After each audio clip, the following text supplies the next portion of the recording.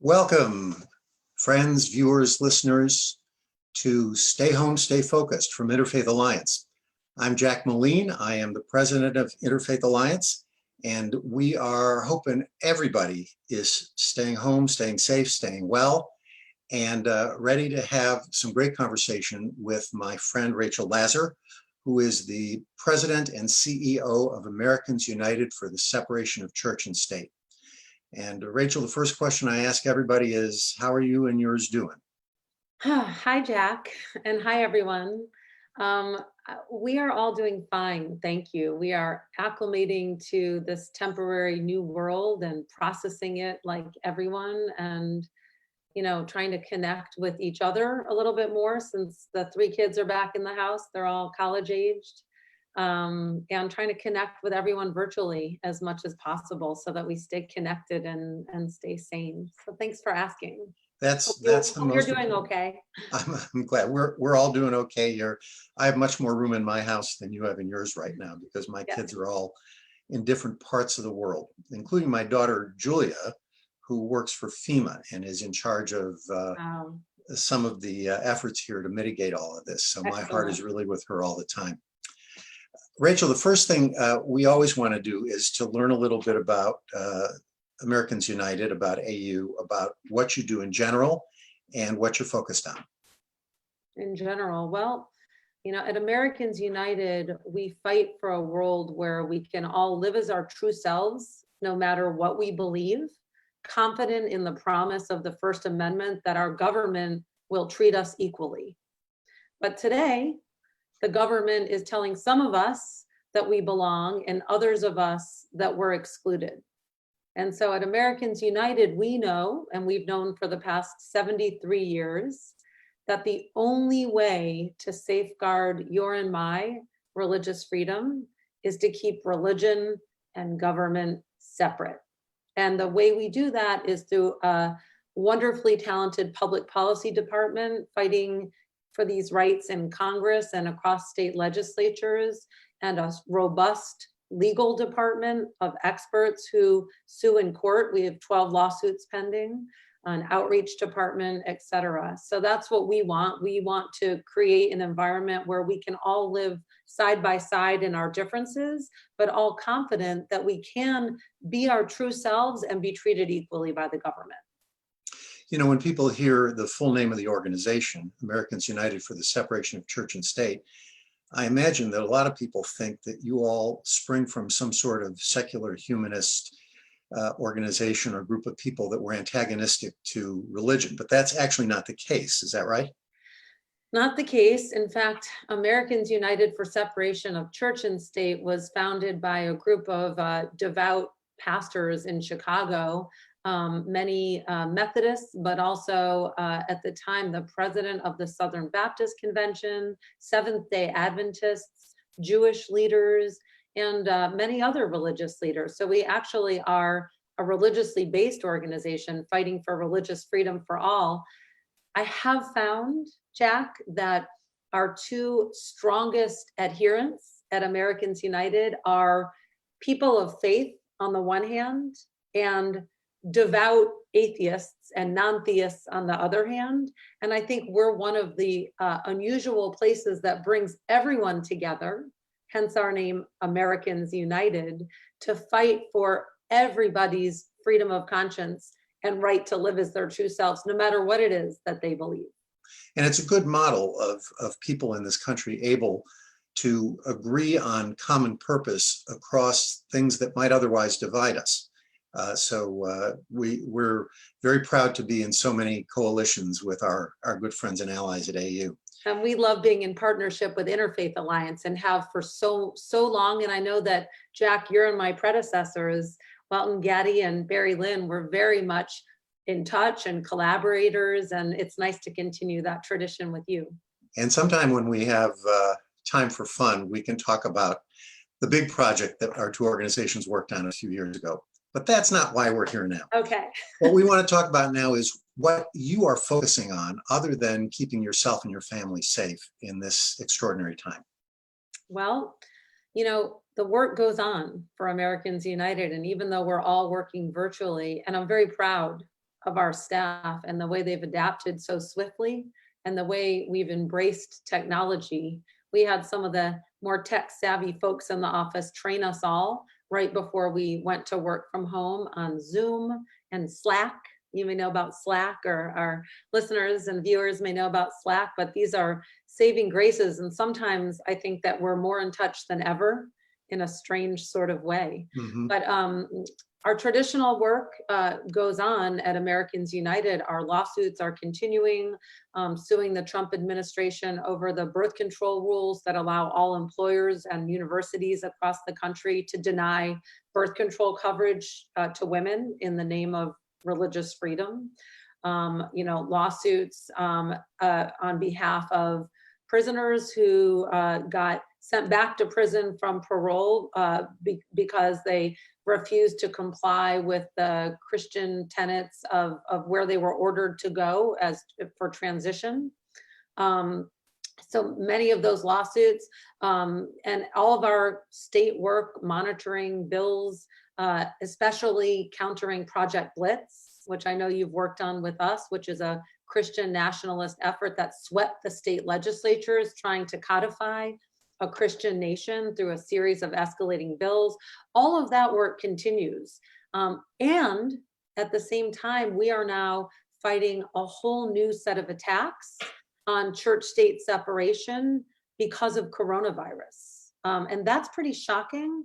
We're all busier than ever wrapping our heads around and actually fighting these new moves. I can tell you about what they are. There's sort of three categories of new Please. threats on our constitutional rights.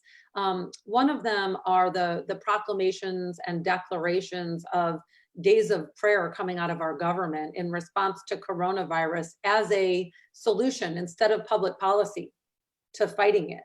So, the President Trump declared a national day of prayer a few Sundays ago.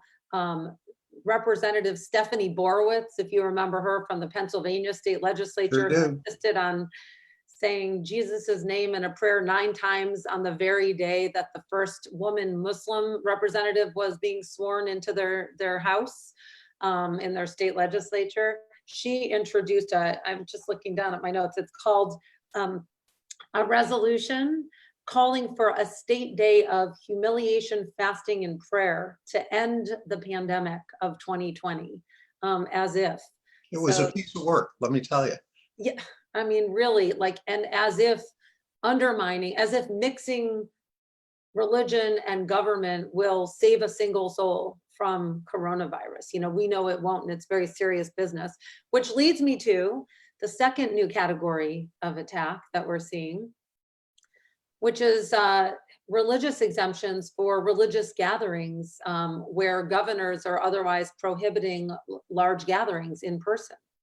And fortunately, it looks like most governors are taking the right course. And when they ban, large gatherings right now, temporarily, they're including houses of worship and religious gatherings. But unfortunately, in Michigan and in Kansas and a few others as well, the governors there have decided to grant exemptions for houses of worship. In Michigan, there's an explicit, exemption for religious gatherings. And in Kansas, there's, a loosening of the ban that so long as folks are social distancing in houses of worship, they can still meet. And that's a major problem for public health, and it's a major constitutional problem. So we've written them letters from Americans United explaining that you cannot put people in harm's way in the name of religious freedom. That is actually a violation of the Establishment Clause. That when you cause others harm based on your religious beliefs, you're asking them to underwrite your religion, or the government is privileging religion, and in these cases, privileging religion over non-religion by saying only, these religious gatherings have to follow different rules. But what we know is that in religious gatherings, people are at grave risk. Usually it's often a lot of older people, and vulnerable people in those communities who are at grave risk of catching coronavirus. We have documented cases, Jack, like in Georgia, there's a congregation that met and 40 people came out of that. Right. That was March 1st. You may have read about it with coronavirus. We're hearing about this, which is why, the LDS Church has called off all in-person gatherings all around the country. The Islamic Society of America, religious folks. And here in Washington, the National Cathedral has already announced that they will not hold what is probably their signature service of the year, is their Easter morning service, for exactly this reason as well. Yeah, it's sad. It's sad, especially where people are feeling a need to come together in communities, and many people are feeling a need to be spiritually connect, themselves. But I really applaud all of the communities that are making creative recommendations to their congregants about ways to stay spiritually connected. They're going Right. online, right? Like you just told me when we were chit-chatting to wait for this to begin that you'll be leading a online Seder, right? Yep. And I mean, that's so appreciated during this time. My best friend, one of my best friends from childhood, unfortunately lost her dad right in the midst of this. Oh, goodness. And it was so devastating. And I participated in my first online Shiva, with a number of people, and it was beautiful. I mean, Shiva being the custom that Jews have to gather after a burial for 7 days to console the mourners. yeah, and it really, I mean, it brought a lot of comfort to us all and to my dear friend. And it's no one wants this to last. All of these in-person bans are temporary, but Americans United is fighting, where this dangerous precedent setting of religious exemptions that cause harm and it like this. So that's, and then there's another. I know there's a third one, but I Yeah, want to ask you about a point that these first two, these declarations of the importance of faith in these moments from the government, and the exemptions that are created for these faith groups, these religious services to take place. Interfaith Alliance and AU both have objected to both of those things. And it's worth pointing out, I think, that this puts us firmly in the category of trying to preserve life over trying to preserve a privileged position for certain religious practices in this country. When we are so often accused of being anti-religion and anti the things that some of the more right-wing conservative traditions stand for, it's our organizations that are at this moment of danger to the entire population of the United States that are standing up and saying, it's not the healthy thing to do, it's not the safe thing to do, and it's not the life-affirming thing to do, to try to conduct business as usual because you think you're under some special protection from either government or the heavens above.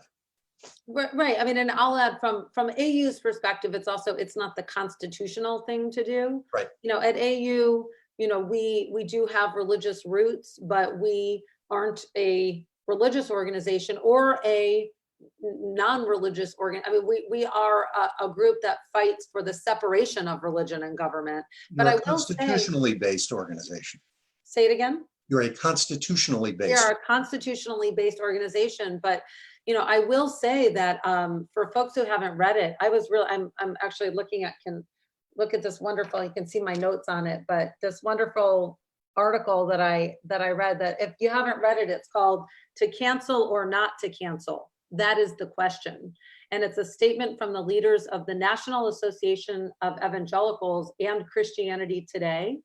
And it was quite a beautiful piece. And that is from a religious, perspective, and that is from a Christian religious perspective, their religion. But there's some wonderful lines in it, Jack. It says, "Will the Lord show any less grace to us than he showed to his people in Hezekiah's day? In our moment of crisis, we suspect the Lord will see the deep faith and sincere intentions of his people, and will be pleased with the worship that may follow liturgical protocols, but nonetheless seeks to honor him. We will not be passing the peace with hugs, but rather with texts and phone calls. Are these modes inferior? Yes. Will they be acceptable to the Lord? We also believe yes." So it was really nice. This is a lovely piece, and it's really nice to see different faiths coming out, and Right. of course, non-religious people with their versions of why it is morally superior, according to their belief systems, to protect the public health right now. So let's get to this third point, which I know is about what's going on here in Washington. Yeah, right. How did you know? No, the third point is, making sure that government funding isn't going to houses of worship. In times of crisis, sometimes there's slippage on the protection of our constitutional rights. And I think back to, when the American Civil Liberties Union was, fighting for the rights of American Muslims not to be searched in our airports during the times following 9/11, and that was so important.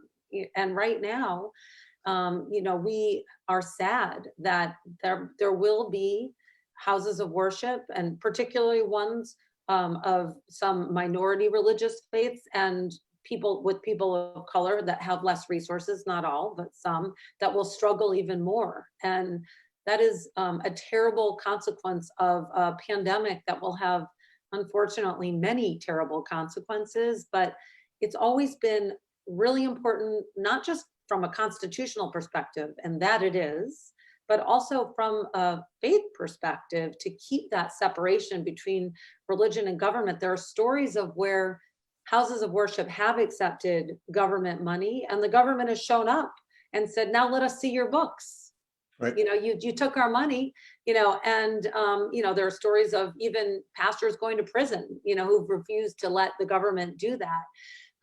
So I just want to be clear, Jack, that I'm talking about making sure that this time isn't used as a reason for money to support religious education and religious services and religious staff at houses of worship. It has been okay for a long time, and it's been done for decades, actually, in this country, for houses of worship to, let's say, if one wants to perform secular services and abide by the same rules as everyone else, they can do that. So if a house of worship is setting up in its parking lot a testing center for coronavirus, where the government's coming in and using it and was paying it rent for its secular, in order to enable it to perform secular services, that's been something that's been done for a long time. But government funding, you're in my taxpayer money to fund houses of worship's religious activity, not constitutional and not ultimately good for religion. And so we're fighting hard to preserve that right now, Jack. So I want to make clear what you and I think understand already, and I hope the people who are watching this understand as well. We're all very consumed with what we need to do to survive and even thrive in these health crisis circumstances. But we still need to be paying attention, because even though state legislatures, many of them are on hiatus, we still need to be concerned about Project Blitz, right? Right. And even though the courts, many of them are not meeting because of this, we still have to pursue these lawsuits that speak about a status quo ante and are worried about what the status quo might be in the future, right? That's exactly right. And in fact, the Supreme Court, which is obviously leaning very conservative, especially on this issue, with the additions of Justice Gorsuch and Kavanaugh of late, have unfortunately, granted cert, so taken an unprecedented number of cases in the church-state separation realm that will have, potentially devastating effects on church-state separation law, for not to mention reproductive freedom, LGBTQ equality, and public education for decades to come. So we're actually, waiting for some oral arguments to take place still, like in the very important case of Pennsylvania versus Trump, which is a case about whether there can be these birth control religious exemptions for employers and universities. So these oral arguments are, that one actually has been that one's at the end of April. So we'll see whether and when it happens. But then there's a number of other cases where the Supreme Court is probably having a little bit more time, we don't know, to work on those decisions. And maybe they'll be released a little early, but very consequential decisions coming down, Jack. Right. So, Rachel, before we go, I'd like to ask you if you can recommend one thing that you think people sitting at home can do to keep current with and to keep focused on these issues of religious freedom we're so concerned about.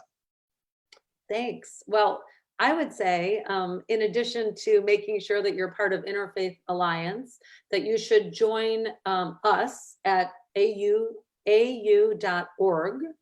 and sign up for our alerts so we can keep you posted about what's going on. We're putting together our own series of expert interviews, and we've got lists that we're circulating of podcasts and things that you can read, and we will keep you plugged in and we will keep you company. And also to follow us at Americans United on Twitter and Facebook and Instagram. Sounds good. Rachel, I can't thank you enough for being with us today.